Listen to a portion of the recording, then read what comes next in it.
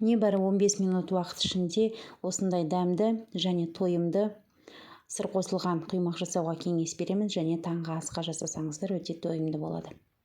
Бізге керектігі сыр, ұн және 2 жұмыртқа, аздаған сүтіміз.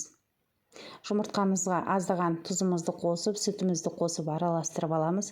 Алдын ала үкіштен өткен сырымызды қосып, ұнымызды қосып, міне осындай құймақ жасаймыз. Қою емес, сұйық емес, осындай қалыпта болу керек.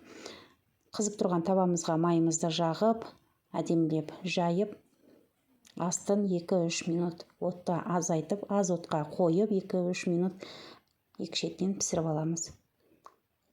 Бетін жауып, міне осындай созылмалы құймағымыз дайын болды. Өте дәмді болып шығады.